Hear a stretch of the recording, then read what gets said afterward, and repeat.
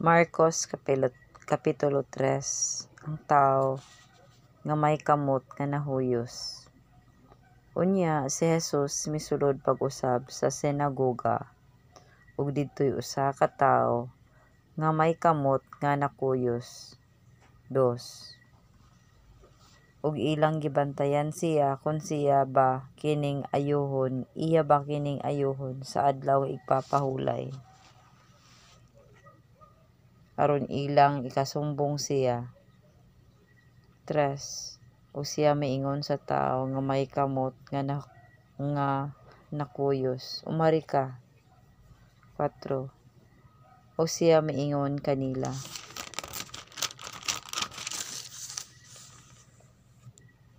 uyon ba sa kasugoan ang pagbuhat ug makaayo, o ang pagbuhat sa makadaot sulod sa adlaw nga igpapahulay, ang pagluwas og kinabuhi o ang pagpatay? Apan sila wala magtingog. 5. Uban sa kasuko, milaraw sila sa pagsudong kanila. Naguol tungod sa kagahi nilag kasing-kasing. Ug unya miingon sa tao, ituy-od ang imong kamot. Ituy-od niya kini ug ang iyang kamot hing-ulian. 6. Ang mga Fariseo nanggula ug batok kang Jesus sila diha-diha nakigsabot sa mga Herodianhon. Unsaon nila siya sa pagpatay.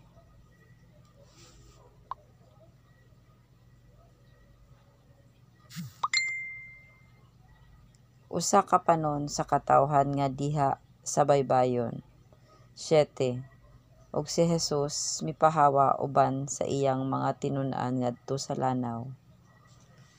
Ug mikuyog kaniya ang usa ka dakong panon sa katawhan gikan sa Galilea, gikan usab sa Judea. 8. ug sa Jerusalem ug sa Idumea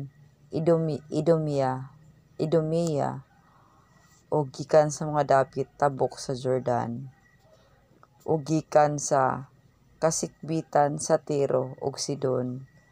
Usa ka dakong panon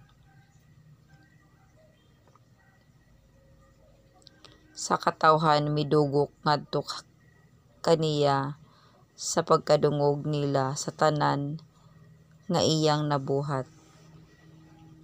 9.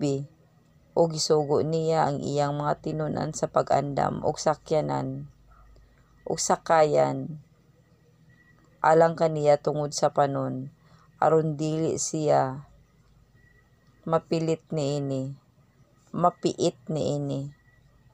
10. Kay daghan man ugod ang iyang gipang-ayo, nga tungod niana ang tanan may mga sakit nagdinuotay paingon kaniya aron sa paghikap kaniya.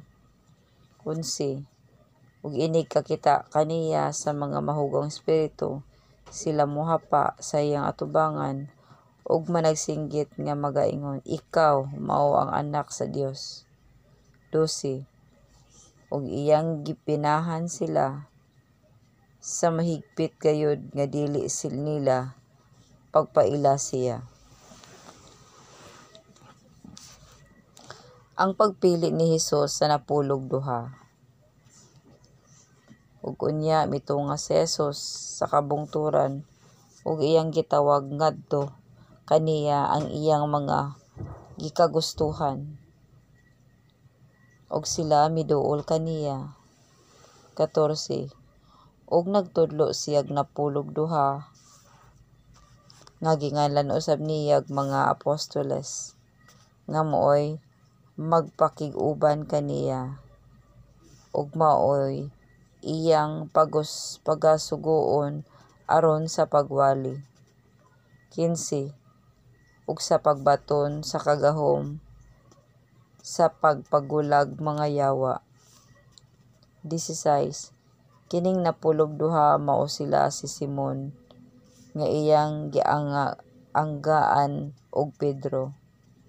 17 ug si Santiago nga anak ni Zebedeo ug si Juan nga igsuoy ni Santiago nga iyang gipang-anggaan og Boanerges.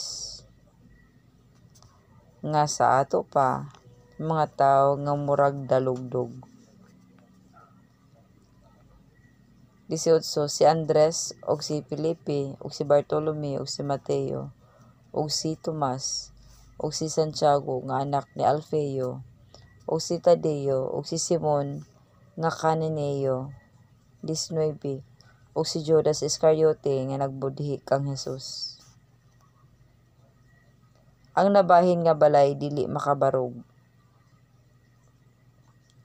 Ug unya misaka si Hesus sa balay.